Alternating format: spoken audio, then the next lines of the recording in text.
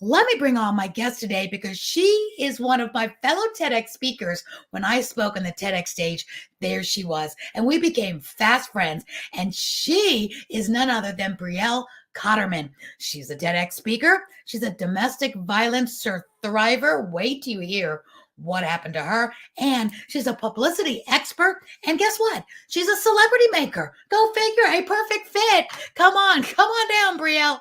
We're going to want to talk to you. Welcome to the show. Hello. Hi, beautiful. How are you? I'm so excited to be here with you. Thanks so much for having me. It's so funny, Brielle. We were just talking when we first came on camera that we look like sisters. You know, we're both in the same color, both our blonde hair. And we're like, I haven't worn cobalt blue in months. And there you are picking it out. We're on the same page. We got the synergy going today. That is right. So fun. It was such a pleasure to meet you at the TEDx stage we did here in Dupree Park in the Atlanta area. And, you know, we just meet somebody, it just sparks fly and there's synergy. You're really not sure why, but you know, you need that person in your life and it's mutual.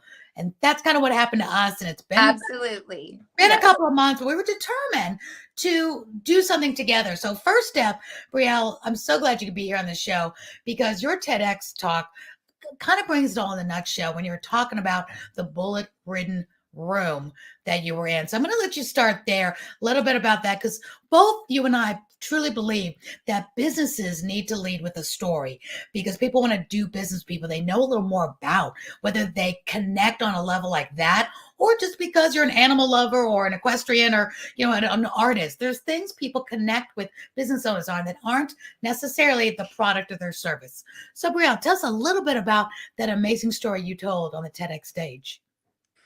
So I am a survivor of attempted murder and domestic violence. You know, it's one of those stories, and I share this in my talk, you know, Aurea, that I hid behind for many years. I am a successful person. I am well educated. I am accomplished. And so to me, that was not something that ever went hand in hand with domestic violence.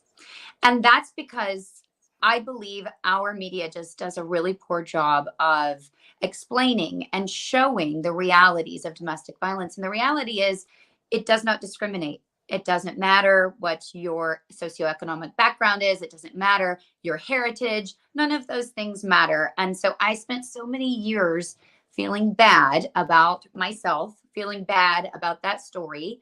And it wasn't until I was brave enough to start sharing that story that I had a major shift in my business. I felt freedom for the first time in my life after having experienced domestic violence. And I really shifted my focus. So I help entrepreneurs with a cause. So not just people who want to be famous walking down the street, but people who want to change the world and make it a better place. And that really caused a massive shift for me. My business quadrupled in size in less than 6 months once I started sharing my story. Wow. And, you know, in my TED talk, I talk a little bit more about the details and what went on during that experience. But it's really the mindset of how we choose to handle it afterwards. And sharing those stories, not only with someone that you can help, but first and foremost, sharing those stories with someone who can help you. And Brielle, it still boggles my mind. You know, I'm a domestic violence survivor as well. And the outside world who haven't walked through our shoes, you know, they ask different questions that they don't understand. And it's perfectly fine because we want them to. But I remember I was on many radio shows and the same topic was, why do women stay? Yeah. And it's interesting. You're saying now didn't want to share your story. You felt bad about your story. Like somehow your story is your fault. Tell us real quick what that story is, because I know it's in your TEDx talk, but when I was listening to it and I thought I've heard it all, it's like, how did you get in that situation you're about to tell us? And then nobody truly understands except for women like you and I, Brielle, that have been through it, because there's so many different reasons why women can't get out. It's not that they don't want to, so many layers of that. But tell us real quick how you ended up in a bullet-ridden room. Yeah, absolutely. And, you know, so here's the thing. Statistically, so many women and more, especially since COVID and isolation and lockdown, are experiencing and have experienced domestic violence. So the best way is and this is always my recommendation. If something feels off, even if it's not physical, it probably is. So that's just always a good rule of thumb. If something feels off, it probably is. And so ask for help. Definitely. I was in a situation where I tried to leave, Aurea, and I didn't do it well. I didn't plan ahead. I didn't ask for help. And when I had filed for divorce, my husband became more violent and controlling at the time. And I was in a position where I nearly lost my life. There was a gun held to my head and the trigger was pulled. And it is simply by the grace of God that I am sitting here today. It was a miraculous misfire. There was no logical reason for that. And I was able to escape through a door that was then riddled with bullet holes. And there, like I said, there was absolutely no logical reason for that gun to have misfired the moment that it was held to my temple. But I thank God every day that I have the opportunity to be here and make a difference and live my life with my children. Wow. And your story, when I was listening to it again this morning, you were saying how you escaped to the room and then it was riddled with bullets, and how many bullets were shot, because he missed you then as well. And then he took his own life. So that must have just, what was going through your mind when these bullets were coming through this room and none of them hit you? Were you hiding? No, I was able to escape out a window. And afterwards, I think that there were a total of 9 bullet holes that went, in the door to that small room, a very small room. Wow. And, it's a story that is a part of what I've experienced, but it doesn't define me. No, but you said something very, very poignant in your talk too, that it's not just us that need to have that story. So we have that experience. There's people out there that need us to tell our story because they needed to help them through their healing. And I've always believed that. And that's why I accepted the TEDx stage when they sought me out to tell my story, because I didn't even think I was a TEDx type speaker, because I'm an inspirational speaker. I don't have this new thought leader idea. I'm not a NASA. You always think you have to have this big new idea. But you and I's story were so similar that there's somebody out there needs to know that we made it through, and so can you. There's somebody out there that needs to know this can make a difference in your business, in your life. And if we save one life, if we give one woman courage to know, gosh, I can get out too, I need to reach out to somebody, then it was worth every minute of us going through it and living through it. Absolutely. And, it's tragic, the number of people who experience abuse. But beyond abuse, there is mental health issues, people losing jobs. There's statistically all of these different things that we think about and we view as stigmas, things that we don't want to claim about ourselves. But the reality is, part of the human experience is challenges.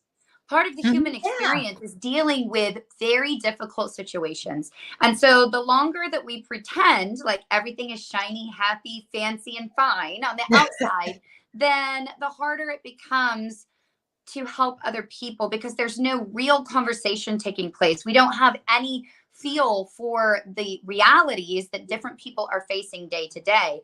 And the truth of the matter is, when we do share our stories, what it does is it gives those other people permission to accept their own stories. And it still boggles my mind that for anything that we're feeling, like whether we're going through depression or mental anxiety or stress or domestic violence, that somehow every one of us, like human nature, to feel bad about it, like there's something wrong with us. And it is, I love when you say it's part of the human condition. And in my older age now, as I'm getting older, I'm realizing there isn't anybody out there that doesn't have some stress and some mental anxiety and some, not want to even say quirks, but things they're afraid of, things that bother them, things that get them depressed and may not get somebody else depressed. And it's okay. It's the human condition. We wouldn't be in this world together and be part of humanity because nobody has a picture perfect Instagram feed life. That's all fake. I mean, yes, everybody has good days. You have good days. Your makeup looks good. And you're having fun. But in reality, any moment right after that perfect picture was taken, something could have gone wrong and probably does. We don't want on anybody, but all of us go through it. And we need to be there for each other, say, it's okay. Nothing wrong with being depressed. Nothing wrong with being depressed for many years, not being able to get out of it, because there's help out there. And Of course. COVID really brought that to the world's attention, because you said something like you're more apt to get into a car accident than something. What was that stat? It blew my mind. Which stat? I'm sorry. You know the stat that you said you're more likely to have you're more likely to have mental depression or some kind of mental anxiety than you are to get into a car accident. To get the flu. Car accident. Yeah. So I mean, there's all of these comparisons, right? It's so here's the thing. It wasn't until I started sharing my story that all of these people in my world started coming forward and sharing, you know, their own experiences or their own challenges. And so that's why it's so silly that we allow these sorts of stories and to have stigmas. And, you know, that's what I say. That concept is ripe for disruption. Conversation topics that make people uncomfortable, conversation topics that are maybe not considered professional. That's ripe for disruption. That concept is ripe for disruption. How are we ever supposed to create positive social change and have a feeling and an understanding of what other people are experiencing and be able to feel empathy and understanding and create positive improvement if we don't know? And we don't know if we hide behind these stories and we're ashamed of them and we stuff them down inside. And it creates this really horrific duality, this level of uncomfort with the story that you're living on the inside. And then, like I said, you know, that shiny veneer on the outside where you say everything's fine. Yeah. And you know, it's funny because on the other hand, us as humans, we love to know the story, because just look at the Olympics. We now love the Olympics even more because they tell us the story right before that sprinter goes. They're finding and capturing these stories and they show them. They show reels. They show, you can tell it's beautifully curated. They've been in their home. They show the struggle to that moment, that 60 seconds or that 3 minutes of their life at the Olympics. We're not just watching the Olympics and it's all just generic people. The ones we're really rooting for, the ones they're telling the story and how they came from nothing or how this could have gotten derailed. And think of like American Idol, same thing. And America's Got Talent. All the talent shows now have really curated the stories, the backstory, and these B-rolls you see before you watch them sing or watch them do a tightrope, because now we care about them even more. So you're in the business of celebritizing people and celebritizing businesses. Tell me now, and tell our viewers and listeners, how this can make a difference in their life as they want to gain more clients, gain more customers, maybe not have all of their story on their sleeve, but tell us about how this works. So the one thing that I think is the most important thing to remember, that you don't have to share all of the details of your story in order for your story to make an impact. You don't. It is very important for people to feel safe and confident and comfortable sharing their stories, especially stories that, like we talked about, maybe are stigmatized or have been stigmatized previously in our culture. And so it's very important for everyone who's listening, when they are thinking about their personal brand, and we no longer have the luxury of not thinking about our personal brands, especially when we have a business or we are a person who is in the public eye for any reason. So those stories, we have a collection of 3 that we teach to our clients, and we have a full service PR agency. And when we are pitching the media, the thing that people always seem to forget is that media decision makers are people. And as a human being, we create connection through stories. We have been teaching through stories since the beginning of time. That's why the hieroglyphics are sketched into the caves. And so it's when we create connection through story, we also want to tell stories in our business space or in our personal branding that inspire action. And so for us, we teach a profitable storytelling format where there are 3 steps, 3 pieces to every single story. And it's really important to tell a full story. And that's what I see so often is, one, people feel fearful that they have to share all of, sort of air their dirty laundry. And that's not at all the case. We want people to understand your why. If you think of, Simon Sinek made the concept of the why very, very famous.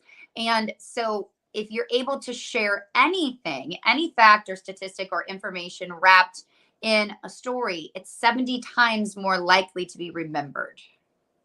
What did you just call it a few seconds ago? It caught my attention. You said it's a profitable something story. We practice the profitable storytelling format. I love that. Thank Profitable you. storytelling format, because again, people just don't want to be blurting it out with no strategy. So because your viewers are just going to think of it as a story, or your Instagram feed or your TikTok, whatever you're using, LinkedIn, instead of seeing that it has a reason why you told that piece today, a reason why you're letting your viewers or your fans know about this hardship, instead of it being, oh, I'm sorry for you, or oh gosh, that's too bad, or wow, that's really great, you came out of that, okay, and they keep on scrolling, because we know we have to stop the scroll.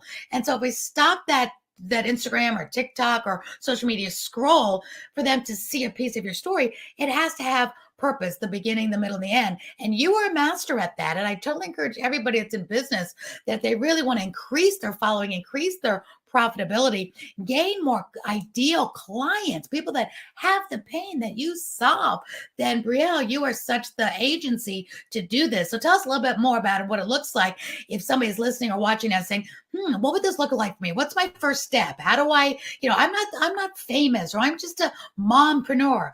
Tell us what you're looking for and how they can take their first step.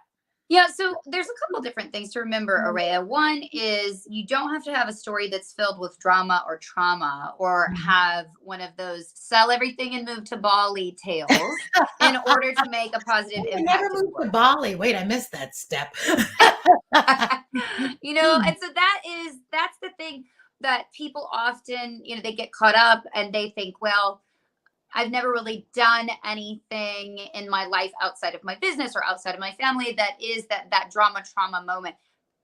Stories don't have to mirror mine. Stories don't have to mirror yours. They can be really inspiring and incredibly impactful by just being a phenomenal story of success, or a phenomenal story of overcoming any sort of challenge. And the beautiful thing about our profitable storytelling format is, when we share our challenge, no matter what it is, because every story should have that climax moment, that moment of major transformation. Yeah. When we share that challenge, my challenge is going to be different than yours. But when we're doing it properly, what we're doing is we're creating connection. And so then our audience feels, oh, Aurea gets me. I knew she understood me. She's been through something as well. And then when we share that final piece, or the rise of our main character, of us, when we're sharing for our personal brand or through our business, then we inspire action. And that's the most important piece, because we've got to tell a full story. And it's just, I love what you said, when people are sharing, a lot of times it's just aimlessly sharing. There's so many words, there's so many things brought into the story that really don't have any impact. They're not going to create connection. They're not going to inspire action. And so being really thoughtful, that is, with our proprietary process of the profitable storytelling format, it's teaching people how to understand and break down what is your why, and then how to tell it in a way that creates connection and inspires action. And that's the foundational work of everything that we do. So whether we are rewriting media bios, or creating media kits, or, we're creating a full strategy of how to create a media campaign that's going to be able to be leveraged to bring in more credibility, more clients, story is at the heart of that. And so that's the piece that I find myself being so frustrated. I see a lot of people being marketed to about publicity, how to pitch publicity, how to, pitch basically. Yeah. And then again, they get on, and I've seen this for the last 10 years being in the industry, is people get on these shows, and this is what I'm starting to and they're not prepared. They're either not prepared, or there's no call to action, and they do all this for fun and fame, so-called fame, but then nobody's buying because they didn't connect the dots. So they're doing all these fun things. I've been on the news, I've been on this, look at me, I'm on this show, I'm on this podcast, and it's like, okay, great. But then if you look at their bottom dollar, did they gain any new clients? And if that's not the goal, then that's fine. If they just want to have fun and do that. But Fine. when is that ever not the goal for I know. for business owners, for I know. leaders, for entrepreneurs? So here's the thing. I have been in the PR space for more than a decade, but prior to that, I was in very high level sales and marketing. And so, Aurea, when I decided I was going to go out and start my own PR firm, I wanted to do something totally different. I did not desire to repeat the model of a traditional PR firm, because what happens is people end up upset or ticked off with their PR firm because of exactly what you just shared. We have expectations, and those expectations are either unexpressed or unfulfilled. The expectation being, when I get on television, I'm going to have an influx of clients. When I share my story in Forbes, then I'm going to have an influx of opportunity. And if that doesn't happen, then people end up upset. Well, so here's the thing. A traditional PR firm's job is to literally pitch you for media. And just like I said, people being marketed to about pitching the media, that's just one tiny sliver. Right. Now that's one tiny piece. So yes, you get the opportunity, but then what? You've got to be prepared. You've got to be able to tell your story. You've got to know what that call to action is. You've got to tell a story that inspires action. And then once you inspire action, then what? What's that action? How's the client journey look? So we go from start Very to important. finish. You just said, Brielle, the client journey. You've got to have a client journey again, because they could call you. Now what? And if you get an influx, which is your it seems like your job, Brielle, that you're doing so well. And what would you do if 100 new clients came to you today? Is what these business owners need to know. Can you handle them? Can you process them? What is the customer journey? I didn't mean to interrupt, but that is such a vital. No. But so see, that's the thing. And you understand this completely. So our business looks more like a hybrid of a marketing firm, a PR agency, and an executive level finishing school. So it's start to finish. You've got to be ready. You've got to be trained. You've got to know the stories to tell, because it doesn't matter how great of a speaker you are. If you go onto a television segment and your television segment goes from 5 minutes and it gets cut down to 2 minutes because there's breaking news, you've got to be able to think on the fly, and you've got to be able to tell your story in that amount of time in a way that inspires action. So we start with a full audit. We look at everything. We look at start to finish. What does your social media look like? What does your website look like? Where are we directing people? Because what good is it going to do if we get you onto an incredible podcast where it's fully niched and all the people who are listening are your dream clients, if when you're there, you don't have a really easy way for those people to take one step closer to you? Amen. So important. All right. So now I'm going to ask the $1 million question, and you can answer a little or a lot, or give us a piece of it, because a lot of my fans, a lot of people that chime into me and my clients are women in business. My passion's always been women, and I just seem to attract them. So it seems to be my base. And also, and that is mompreneurs. Now, unfortunately, the stigmatism is a mompreneur isn't a boss woman CEO of a 6-figure business, and they're really good. I just call them mompreneurs because we're battling being a mom and being an entrepreneur and CEO. So we get each other. We know what it's like to be working, and if the school calls and our child needs us, we're dropping what we need. Or the thousands of emails that we get from the school on top of the work emails. Yeah. But it doesn't mean we can't be 6, 7, and 8 and 9-figure income earners, CEO, boss babes that we are. So here's my question now. They're listening and saying, this sounds great. What does it look like? Because this sounds like, also they might be thinking, all right, well, this sounds great for big companies and big businesses that can afford this. Is this affordable for an entrepreneur CEO that maybe just be making maybe 6 figures, or wants to get to the 6 figures? Maybe they're closed, they're already established, but they're missing some pieces, but they have a budget to invest in this. They're ready for it, but they totally need your finishing school and they need the press. What kind of, what's their first step? And is this, I don't want to say affordable, because that's a relative question. Affordable to one is not affordable to another. So talk to us a little bit about the price and how this journey would work to connect with you.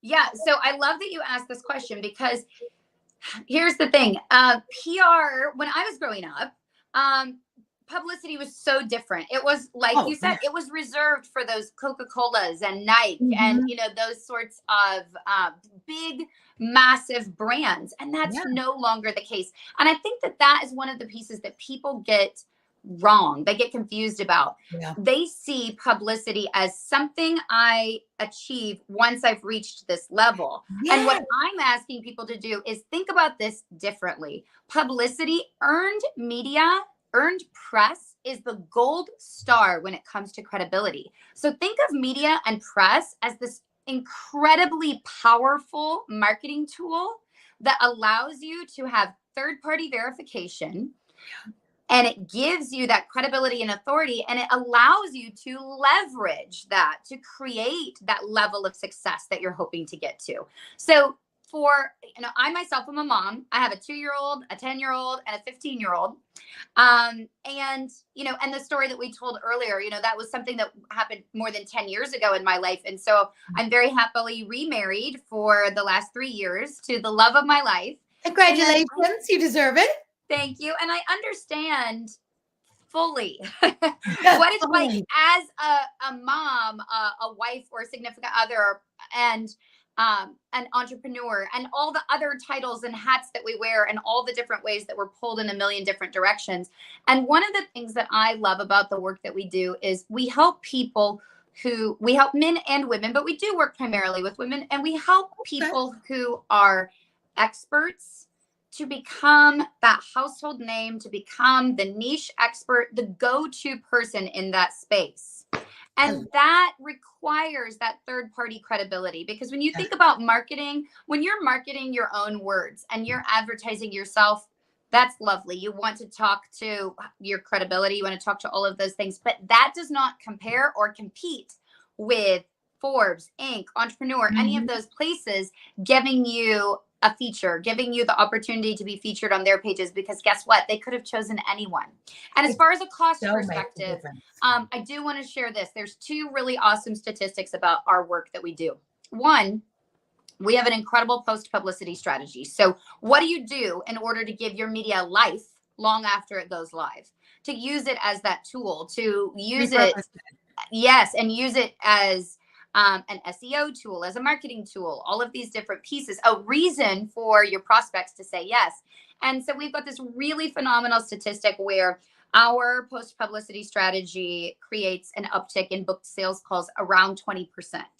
Nice. That's pretty awesome. And then the other piece is we have multiple clients who have utilized our media, our positioning, and updated our, based on our strategic recommendations, their personal branding and positioning.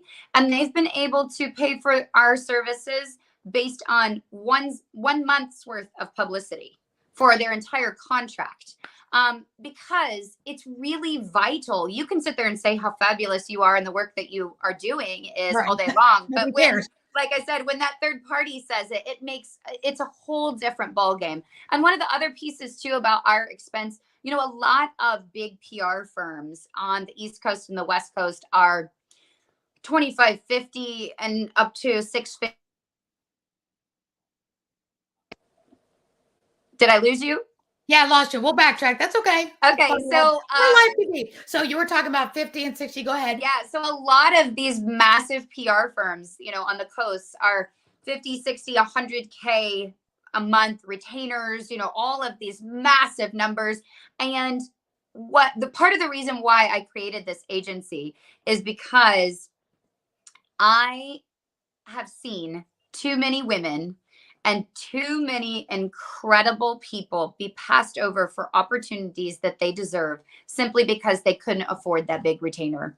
Okay. We do not have a commercial building. We do. We have a location in Nashville. We have a location in Kentucky. That's our home base. We live on a horse farm here. And here's the thing. We have been remote long before COVID.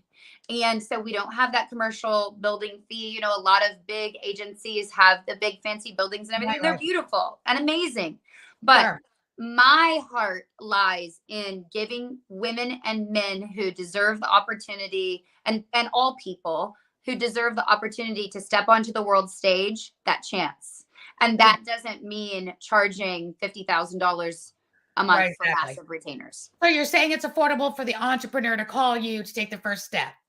Yeah. And we have different programs. We have one-on-one clients. And of course, that's a higher tier where those are our clients that we're working with on an ongoing basis. A lot of those Contracts are a year long, especially if we're launching a book or, doing any of those, launching a program.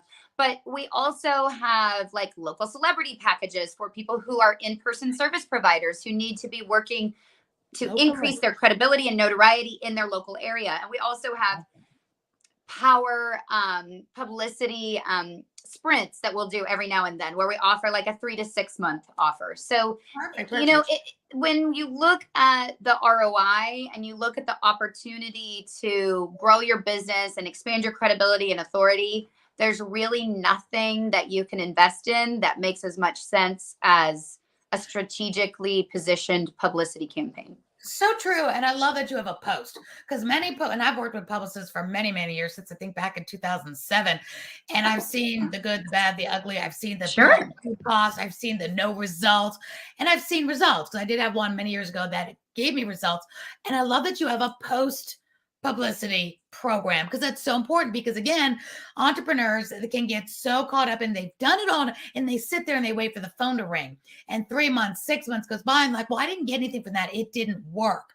And then that's your reputation on stand there, because not that it didn't work, but people would be out there saying that, oh, publicity didn't work for me, or this agency didn't work for me, because there was no post-production, no follow-up. Again, your customer journey includes the post. And I think that's brilliant, because that is so impeccably important to the rave reviews, to people being happy, to delivering what at least you told them their expectation could be, which I know publicists can't guarantee forms or anything, but you can guarantee after you look at them, this is where I see your journey going. This is what I see we could do for you. And we guarantee you this post work for you to get the most out of it.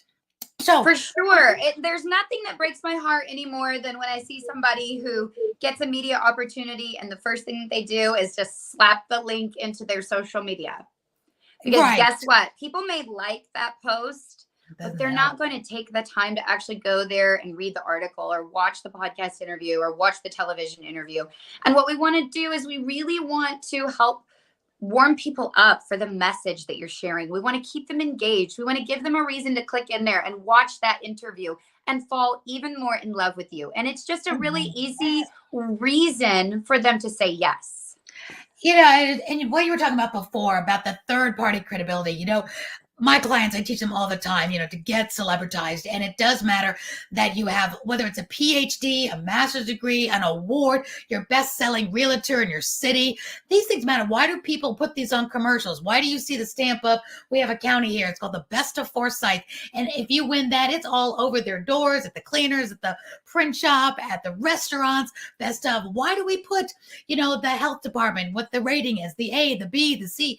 Because those little things matter when you're making a buying decision, that as a business owner, you may, it doesn't matter. It does matter if you have a B at the health department rating in your restaurant and your neighbor over here that sells food or whatever gets an A+.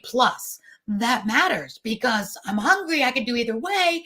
You got a B. I'm not really sure what's going on in there. This one's got an A. So it's so important to get credentials, credibility, awards. Just like so many people now, Brielle, want the TEDx stage. It matters when you're going to do something. Wow, this one got accepted into a TEDx stage. That means somebody's already done their due diligence. Now, I don't have to be so diligent, because if they made the TEDx stage, they've been through some rigorous, background checks and balances to be there. That's exactly what I think business owners need, whether it doesn't have to be TEDx, but Forbes, American Express magazines, entrepreneur magazines, anything. And you even mentioned local news. Local morning TV is one of my favorites. It can do wonders for you locally, which is so important. So it does matter when somebody says stamp of approval. Even for the nonprofits that I support. When the nonprofits fundraiser or feeding the homeless is in the news, people see that. Oh, CBS was out there, ABC, NBC. That means that they looked at that and they thought it high enough to go cover that story. They have a million stories they could cover, but they chose that one. So as we close up, Brielle, I want you to have a moment to say, if somebody's listening, I know so many people will. This is my demographics. My audience will be listening to this, and I will be repurposing this, because it's so important to become the go-to celebrity in your industry, to create credibility, visibility, and profitability. That is my motto. You've got the same one, and you do it in spades. We're such a great power team right now. It's incredible. So what's the first step? What do they need to do besides call me and say, Ray, how do we get a hold of Brielle? tell them how they can directly get a hold of you, what their first step should be before we close out. So I am everywhere as Brielle Cotterman. It's briellecotterman.com. I think that's shown here on the screen. I'm Brielle Cotterman on Instagram. We've got a really incredible program that we offer a few times a year, complimentary trainings. If anybody's interested in that, they just go to my Instagram and DM me, media. That's the only word it needs to be in there, just that one word, and we'll make sure everything gets taken care of. And Brielle, can they mention the Get Celebritized podcast for anything special from you? You know what? We do a few times each year, we do a drawing for a complimentary media bio makeover.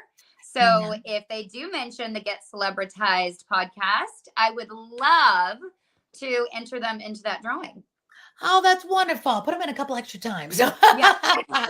Little extra proof there. I love that. But in case you're listening to this as a podcast, Brielle Cotterman is Brielle.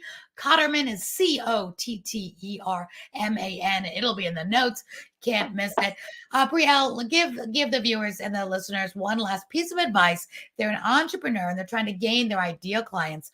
What is one thing they could do today on their own to be just a little bit more visible and get just a little bit more credibility today? So thinking about your why. People don't buy products. They don't buy those things. They buy from other people. People care about your why. They care about why you're doing it. They care about your story. And so thinking about your why and being sure to figure out what is the story that conveys who I am and what I stand for. Perfect, Brielle. And I hope everybody that really wants to gain some more notoriety will reach out to you because I love your profit. What was it called again? Your profit strategy? Our profitable storytelling format. Profitable storytelling format. I mean, that's the quote of the day. I hope you all so enjoyed my dear friend Brielle Cotterman with her agency, with her storytelling. Look her up on TEDx. We both have a TEDx. We're at the same event. It was so much fun. We will inspire you because we know our stories were meant to be told to inspire, to give hope. And that's what we're doing here today as well for you in your businesses to go out there, be brave, tell your story. Brielle, you're so brave. Thank you so much for being here today. It will not be the last time. We're going to do some things together for sure. That's right. Oh my gosh. Thanks so much for having me, my friend. Thank you for being here. I hope you all listen up, share this one. This one is so priceless for everybody to get some hope and get some more notoriety out there so you can become the go-to celebrity in your niche. What are you waiting for? We're here to help you. So I hope you enjoyed this show and get celebritized. I'm Aurea, over and out for this time. Until next time, have a blessed day or evening wherever you are at this moment. Bye for now. Bye, Brielle. Thank you. Bye-bye.